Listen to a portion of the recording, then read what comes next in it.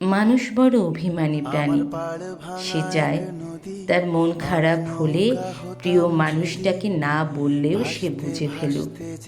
Phone করে খানিক ম্লান গলায় হ্যালো বলতেই ওপারের মানুষটা বলুক, তোমার মন খারাপ? তার এলোমেলো চুল, খানিকটা লাল চোখ দেখে বলুক, তোমার ঘুম হয়নি রাতে? দুঃস্বপ্ন দেখেছ? টেনশন করছো কিছু নিয়ে? সে চায় মানুষটা বুঝুক কখন শক্ত করে বুকের সাথে চেপে ধরতে হয়, চোখের সামনে আলতো করে হাত ছুঁয়ে বন্ধ করে দিতে হয় চোখের পাতা। সে চায় মানুষটা বুঝুক কখন হাতের মুঠোয় হাত রাখতে হয়, ফিসফিসিয়ে বলতে হয়, আমি তো আছি, তবে মন খারাপ কেন? সে চায় মাঝরাত্রিরে সে টের পাক পাশের মানুষটা তার মাথার নিচের সরে যাওয়া বালিশটা ঠিক করে দিচ্ছে। শেষ রাতে যখন খানিক হিম নামে তখন জড়িয়ে দিচ্ছে চাদরে। সে চায় তার জন্য মাঝ রাত্রিরেও কেউ বাড়ি ফেরার অপেক্ষায় থাকুক, মনে রাখুক তার জন্মদিনের কথা, প্রথম দিনের কথা, স্পর্শ ও অনুভূতির কথা।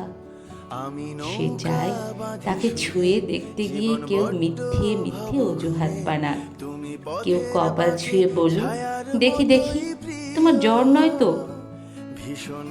অভিমানে দূরে সরে যেতে চাইতে কেউ বলুক, খানিক ভুল করেছি বলে দূরে সরে যেতে হবে, তবে এই যে এত ভালোবাসি তাতে আরো কাছে আসা যায় না?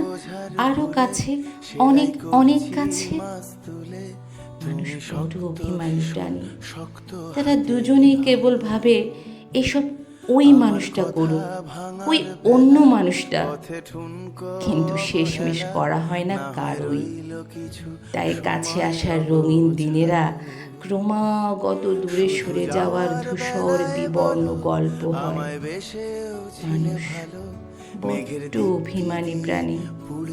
অভিমানে সে ক্রমশই দূরে চলে যায়, বুকে পুষে রাখে এক সমুদ্র আক্ষেপ। মানুষ বড় অভিমানী প্রাণী।